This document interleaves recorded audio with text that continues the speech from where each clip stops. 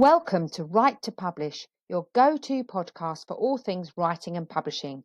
I'm Karen Stanley, a 14 times published author and the founder of Mabel and Stanley Publishing. Join me as I share a multitude of tips and insights drawn from my own writing and publishing journey. We'll be hearing from some inspirational authors too, who will share their writing experiences and top tips for success. Each week, we'll learn about an aspect of writing, from composition to genre and from publishing to marketing. Listen in as we learn and chat about all things writing and publishing, and let's get you on the right path. Hello and welcome to another episode of Write to Publish with me, Karen Stanley. And today I'm joined by another one of the fabulous Mabel and Stanley Publishing authors. We've got a whole series of author interviews coming up over the next few weeks, and we're talking to new authors about their journeys, the things that they found challenging, the things that they've enjoyed, and whether they'd actually ever deem to repeat the process. Some may say no way, some may say maybe. So without further ado, I'd like to introduce Gaitree Cuppoor today, and she's going to talk to you about her book. So welcome, Gaitree. Lovely to see you. Lovely to be here as well. Hello, everyone. My name is Gaitree Cuppoor. I'm originally from a country in the Indian Ocean called Mauritius. And I've been in the childcare industry for 10 years, and that's where it came. I've decided to write a book, and my book is called The ABC of World Languages. And this is a book about celebrating different languages. So we've got A till Z. So for each of the alphabet, we've got a nursery rhyme, a folk song, or a very famous song from that country or that language. So from A, for example, I've got A for Arabic, and it's got the Arabic song, how it should be written. If I give you a quick glance, it's how it's written in Arabic, and then it gives the transliteration of how it should be read in Arabic. So those who doesn't understand Arabic, obviously. So this is how it's written in Arabic. And then we've got the transliteration of how it should read the Arabic. And then we also got the English version, so anyone can just read through and enjoy Arabic songs. And it goes Wonderful. on and on until Z is for Zulu. It's a famous language in South Africa. Wonderful, wonderful. So I love the cultural diversity of that and the inclusive nature of it all. And obviously, I suppose because you've been working in childcare for many years, is that where you got your inspiration for the book? So that's exactly where it is in London. Here we have children from all over the world. To be honest, we've got parents who speak in different languages. So that's where the idea came from. It's like a celebration of all these wonderful songs that can come in together.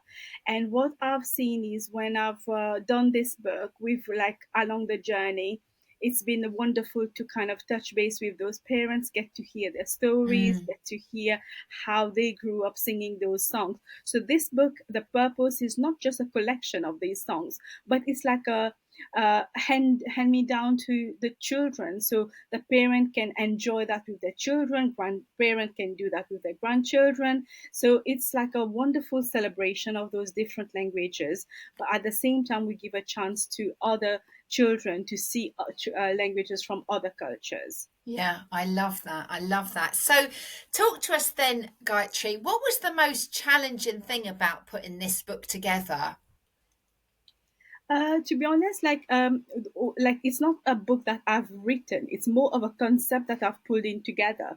So all the songs were all available on the net, or it could be from someone I've spoken to. They said this is a song that I sang when I was little. So it's the challenge has been the like compiling it, but most importantly, trying to make sure that there is no mistake, like in terms of the wording. So I must say I've tried to reach out as much as possible different people from the different languages, but there was some languages that was untapped, like we couldn't really get people, so we had to just rely on our like the Google Translate to make sure it's Yeah, what it is. But for yeah. others, we've got people who had vouched it, had looked into it, and also they've shared their experience. So I've got like a little testimonial in the beginning. It says like, what's there memories of those songs when they were little. So that has I been a bit love of a that. challenge. Yeah, Yeah. So getting the translation right, making sure it's accurate. I mean, that's that's quite a big feat in a book like that, isn't it? So it's yes. a lot of work and a lot of kind of exploration to make sure you do it okay. So Yeah. that's good. And how long did it take you to get all of this material together? How long has it taken you to get this book together? I would say the idea started like roughly from end to end. It took around 2 years to kind of work it Mm, out. So it's quite a long journey, collating the information, trying to reach out, most important, and also like deciding the process of getting it published. So mm. that has been a long process, but it has been a learning curve throughout. I love that. And have you taken the opportunity to share this book with some of the children that you meet and have worked with? Definitely. So we've like the book is available on Amazon, but what I've been doing is I've been visiting a lot of nurseries that I've worked with, as I like because I've been like working as a nursery consultant as well. So I've worked with different nurseries. So I would go and do book readings for them. I've done book reading at the local libraries as well. So it has been quite nice, especially in the local libraries. We've got the parent that was involved. So it was fun to have their input, their share, and they do get excited when they come across their own language. So it has been Yeah. a really a pleasant experience, I must say. Yeah. I love that. I love that it's so it's such a kind of a shared kind of a book, isn't it? Sharing it with parents, sharing it with the kids, sharing, and everybody's getting involved. And then the idea of those parents getting excited when they see their language in the book, Of that's really course. quite sweet, Yes. isn't it? Definitely, definitely. It's like a way of kind of making those uh, session more interactive. So it's not just us reading out, but they get involved as well. And I had in a few session parents who would read the like for example, I had a Turkish mom who wanted to read the poem for the children Oh, in their own kind of accent, because obviously no matter how much you try to read it, you might not mm. get the clear accent if you don't speak that language. Yeah, I love that. And do you know, that's the wonderful thing about books. It brings people together, don't they? Bring, particularly children's books, they bring families together, they bring communities together. I love that. It's wonderful that it does bring people together, doesn't it? And a shared purpose. So, Definitely. did you enjoy the process of creating this book? There has been ups and downs, I must say. There are phases when you think like I would say it's more to do with the cost element to it, and as we know, like books, it's not like an automatical get rich No. scenario. So it does feel like, oh, is it worth it? But Mm, for me, to be honest, it was more of a celebration, like that concept that I've researched, I haven't found anything like that. So I thought, mm. why not put it out to the world and obviously promote it and get the children, get the parent, get the nurseries to kind of work on it. So Yeah, it yeah. has, but there were phases when I thought, okay, would it be worth it, like to have it published? But I feel it's more of a personal kind of mission to get Yeah. it published. Yeah. It isn't, I mean, books, I mean, there is quite an element of investment, isn't there? When you've got to think about editing and cover design and particularly if you're going down the sort of assisted self-publishing route, there is, if you want it to be a book worthy of reading, if you want it to do you justice, you do have to invest in that. But the actual end product is not, it's when I speak to authors, it's very rarely the primary goal isn't finance. It's not about finance. It's more about, for lots of authors, it's a legacy, or it's sharing that information, or it's bringing a message to the world, or it's about so much more than, we're not going to get rich overnight, are we, from writing a book? But the actual ripples of opportunity that come from that originally, that's kind of what it's all about, I think. Definitely, definitely. Mm, Like for me, we've gone down like like it, having workshop with the library. So it has been like a wonderful journey, and mm. it's something that definitely it was worth it. Good, good. Well, that's a relief. Seeing as it took you so long, it is a relief because you said yourself it's been a couple of years. And what would you do? You have any? What's your future writing plans? Do you have any future writing plans, or what? Where do you sit with it all now? To be honest, like when we published this book, there was edition two that we decided to be working on. But I feel I will be focusing more on trying to like promote this one and Mm, get it to sell a bit more before launching into edition two. But I mm. wouldn't say there's no time frame or timeline Yeah. that I'm working on, like getting the Mm, second one published. But yeah. hopefully, it'll be Oh, something that's down the good. line. So well, it's good to know that you would do it again. You haven't been put off too much. No, definitely not. It's That's been a good. lovely That's good. journey. There has been challenges. Obviously, Yeah. there might be new challenges, but obviously you'll be learning from what you've learned under the first one. So Mm, it's mm. something that, yeah, we'll be working on. And I think that's the message that comes up time and time again with new authors. The promotion is quite a learning curve, isn't it? And it's an ongoing process. It's not Yeah, something that you promote and then you keep it on. You have to continue doing it, and it just need consistency and like hard work around that to be yeah, able to make it work. yeah. Some of the authors I've spoken to have said actually the promotion is harder than writing the book. Would you agree with that? I would agree with that. Yeah, Yeah, definitely.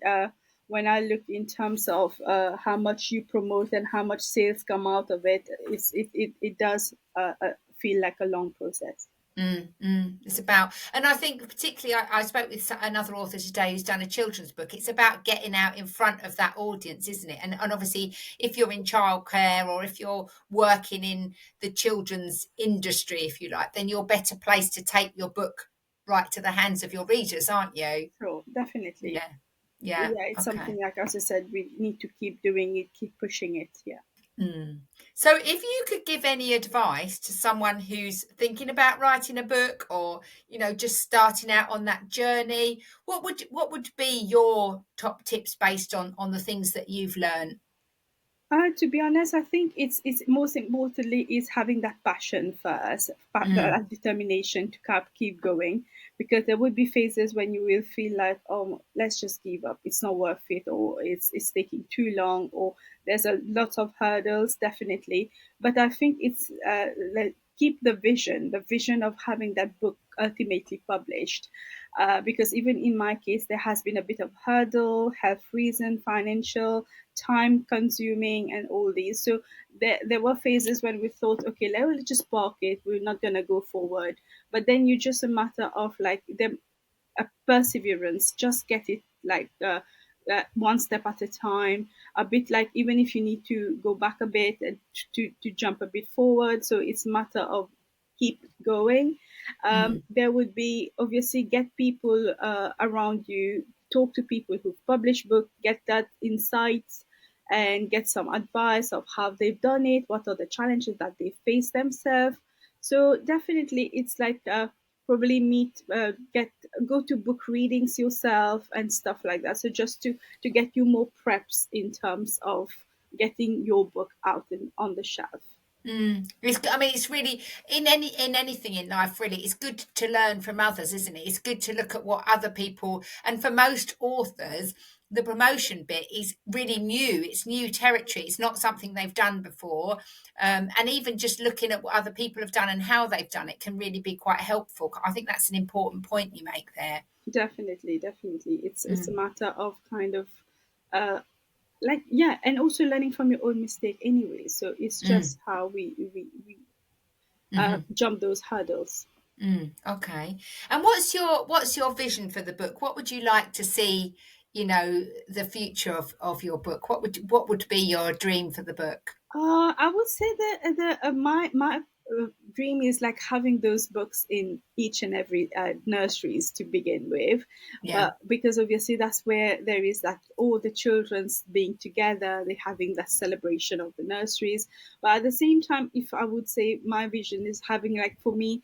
Thinking about a grandparent sitting at bedtime, reading that kind of stories to the children, and having the book as widely spread as possible. That would be my dream, and Mm, having people talking about it in terms of sharing their experience, sharing with me new songs, new nursery rhymes that could come into the forthcoming books. That would be really good. And have you had anyone approach you since the book saying, "Oh, are you going to include this language?" Have you had any people make suggestions since? Definitely, I had it was funny how one of the reading the library, the parent was like, "Oh, what's the I for?" Like he was like, "Is it Italian?" Because I'm Italian, and in this book it was Indonesian. But funnily, in the edition two, I did say I is for Italian, and so she's saying, "Oh, when are you publishing the book?" Then like that kind of excitement. It keeps you going, isn't it? Yeah, I love that's so sweet, isn't it? And really, that's how you know that your book has landed with people and touched people and has made them excited for you to do it again. And whatever you write, people love to see themselves appear in your book in a little Somehow, way. yes, yeah, Yeah, yeah, yeah. That's definitely, yeah. And definitely. what? Go on. No, you go on. Yeah. Yeah. And what's been the children's reaction? With the children, they obviously, because they are now exposed to different languages. For them, it's fascinating to see how different languages are written, the way it's written as well, differently. Obviously, they wouldn't understand it, but it's nice for them to see it, that there Mm, are different ways of writing languages. People are reading it, or the way they're pronouncing it, it's different. But the good thing is having that transliteration and the English version give that sense of like, oh yes, I can understand it, and we can be mm, part of that journey. mm. So yeah, children has it. It's nice how they sit and listen to you and look in amazement of, oh, what's this language all about? Because obviously when obviously at the home, when they sit down in front of TV or people reading books to them, they will be mostly in English, or wherever the home country they are in. But having someone who's reading something strange for them is like, oh, that's strange. Well, It's let's listen to exciting. it. So there is that sense of like, oh, what's happening here? So it is funny to see their reaction. And Yeah. then when they hear their language, they're clapping their hand, and it makes such a nice experience. Yeah, it's lovely. So it's been lovely to talk to you, Gayatri, and it was lovely working with you. And I think it's always nice we need more books that celebrate diversity and culture, and that's what makes the world go round, isn't it? Learning about different people and what they bring, the colour that they bring to our world by all these different experiences and cultures and ways of that. So what would you say, sort of, as a closing kind of thing, what's been the best thing about this for you? For me personally, because I personally speak four languages myself, Wow. so this is like it's like a wow moment to be able to acknowledge, like, okay, let's work it out from A to Z, each alphabet having one Mm, language is associated mm, to it. It's just that kind of, like, when you flick through the books, and it just feels that wow moment. But at the same time, you just realize how this is just 26 languages, and how many more languages is in yeah, this world. And you just feel like, wow, it could be a whole loads of volumes of books if we yeah, had to work. But yeah, funnily, there is only one language that starts with the letter X, which is Xhosa, which is something that's spoken in South Africa. So no matter how much we will try, we will have to repeat X as being Xhosa. So oh yeah, my goodness, yeah. oh my goodness, I love that. And your passion for it really shines through, which I think is, makes the moment even, makes you even prouder of your achievement, because that's obviously something that you're really passionate about. Well, thank you so much. It's been a pleasure to speak to you. It's the ABC of World Languages by Gaitree Cuppoor, and you can find it on Amazon. She has a beautiful paperback, and she also has a lovely hardback edition on there, which is a really nice. I know when I was little, and also when my son was born, my mum used to love to buy me the hardback edition of books as something, a real keepsake. So Sure. that's a really nice extra. So you can find Gayatri's book on Amazon, and you can obviously listen to this episode and hear all about her wonderful journey. If you do have any questions about writing or publishing, please do get in touch, Karen at mabelandstanleypublishing.com. I'm always happy to hear from you, and I love hearing about your journeys. I find it very inspiring, the way people come to write books and how they enter into the world, and because it's a bumpy journey, Gaitree, isn't it? It can be a bumpy journey. Exactly, yeah, indeed. Yeah, But it's just a matter of reaching to the destination and look back and think, okay, yeah, you've made it. I did it. Yay. Lovely. Okay, thank you for joining us today. Thank you for listening in, and I'll see you all again soon for the next episode of Write to Publish, and let's get you on the right path. Take care.